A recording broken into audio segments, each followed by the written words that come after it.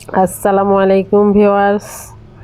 আজকে আমি এমন একটা রেসিপি দেখাবো যা আপনারা যদি ট্রাই করেন খুবই মজার রেসিপি।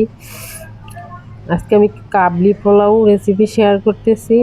খুবই মজার, অল্প মশলা দিয়ে কাবলি পোলাও খুবই ভালো লাগে।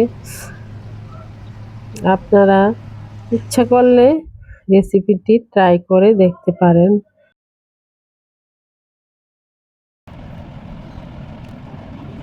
এলাচ দুইটা, কালো এলাচ এখানে 10টা এলাচ, সাদা এলাচ 1 2 3 4 5 6 7 8 9 10।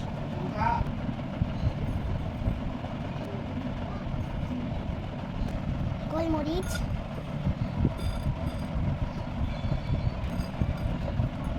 একটা তেজপাতা, একটা গাজর কেটে নিলাম।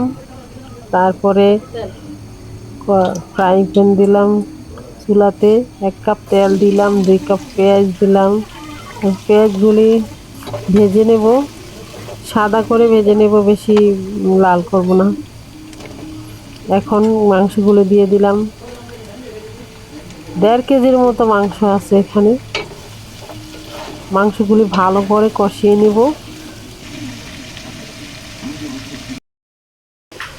3 কাপ বাসমতি চাল নিব।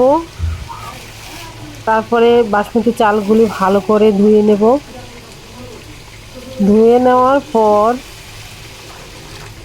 পানি দিয়ে 1 ঘন্টা ভিজিয়ে রাখবো। এতক্ষণ মাংসগুলি তেলে ভেজেছিলাম, তেলে ভাজা হয়ে গেছে। এখন 1 চামচ আদা, 1 চামচ রসুন আর 1 চামচ লবণ দিলাম। এখন আবারও মশলাগুলি কষিয়ে নেব। মাংসগুলির সাথে মশলাগুলি কষবে।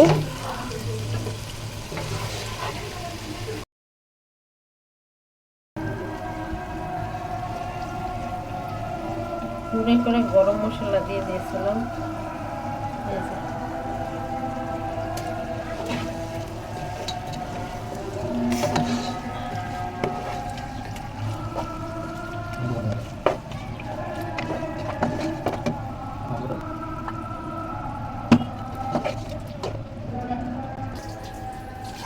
মাংসগুলিতে 5 কাপ পানি দিয়ে দিছি। মাংসগুলি ঝোল ঝোল থাকবে, এই জন্য ওই ঝোলে চালগুলি সিদ্ধ করব, এই জন্য আমি 5 কাপ পানি দিয়েছি। একটা ফ্রাইং প্যানে 1 চামচ ঘি দিয়ে দিলাম। 1 চামচের একটু বেশি দিছি। তারপরে গাজরগুলি এই ঘি ভেজে নেব, ভালো করে ভাজবো গাজরগুলি। ভাজার পর আবার 1 চামচ চিনি দেবো। এখন 1 চামচ চিনি দিয়েও আবার ভাজবো। ভাজার পর আমি 2 মুঠ কিশমিশ দিয়ে দেবো। কিশমিশগুলি ভালো করে ভাজবো এই গাজরের সাথে। অনেকে কালো কিশমিশ দেয়, কালো কিশমিশও দিতে পারেন, আমি সাদাটা দিচ্ছি।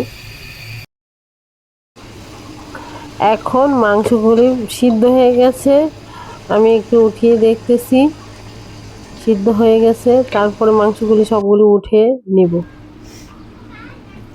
উঠিয়ে নেওয়ার পর আর একটু ঝোলও আমি রেখে দেব। মাংসগুলি এখন উঠিয়ে নেব, মাংসগুলির সাথে একটু ঝোলও উঠিয়ে নেব। মাংসগুলি উঠিয়ে নিচ্ছি, সাথে একটু ঝোলও উঠিয়ে নেব। মাংসের মধ্যে যে ঝোল আছে, 2 কাপের মতো ঝোল আছে। চালের পানি দিব আমি 4 কাপ, ঝোল আছে 2 কাপ, 4 কাপ পানি দেব। চাল নিয়েছিলাম আমি 3 কাপ, এখন 6 কাপ হয়ে গেল। ডাবল পানি দিতে হয়, সব সময় জানবেন। চালের চেয়ে ডাবল পানি দিতে হয় পোলাও রান্নার সময়। তাই করেছি। একটু মশলা ছিল, দিয়ে দিলাম।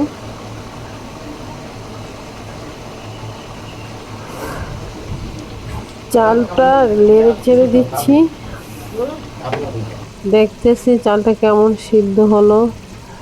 হ্যাঁ, পানিটা প্রায় শুকিয়ে গেছে। এখন আমি মাংসগুলো দিয়ে দেব। সুন্দর করে মাংসগুলি ভিতরে ঢুকিয়ে দিলাম। তারপর উপরে দিয়ে যে ভেজে রাখছিলাম গাজর কিশমিশ এগুলো দিয়ে দিলাম। তারপর ঢেকে দেব 30 মিনিটের জন্য। সবই সিদ্ধ হয়ে গেছে, প্রায় 90% সিদ্ধ হয়ে গেছে। এখন ঢেকে দেব সুন্দর করে, আরেকটু সিদ্ধ হয়ে যাবে যা বাকি ছিল।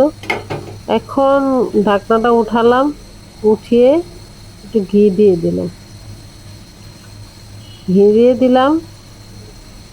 2 চামচ।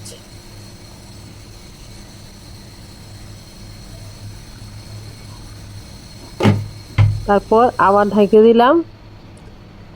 ঢাকার পর একটা তোয়ালে দিয়ে ভালো করে করে দিলাম যাতে বাষ্পটা না সরে যায়। 30 মিনিটের জন্য অপেক্ষা করব। অপেক্ষা শেষে আবার খুললাম। দেখুন এত ঝরঝরে সুন্দর কাবলি পোলাও হয়েছে, আমিও অবাক হয়ে যাই, এত সুন্দর ঝরঝরে হয়েছে। আপনারা, আমি যেভাবে রান্না করেছি এভাবে যদি আপনারা রান্না করেন একদম পারফেক্ট হবে। আমি বলে দিচ্ছি পারফেক্ট হবে। আমার বাচ্চারা তো খেয়ে অনেক খুশি, বলে কি আবার বানাও আম্মু। খুবই সুন্দর হয়েছে এবং খুব টেস্টি হয়েছে। এতক্ষণ ধৈর্য ধরে আমার ভিডিওটি দেখার জন্য সবার কাছে ধন্যবাদ জানাচ্ছি। ভিডিওটি ভালো লাগলে সাবস্ক্রাইব করে দিবেন। আল্লাহ হাফেজ।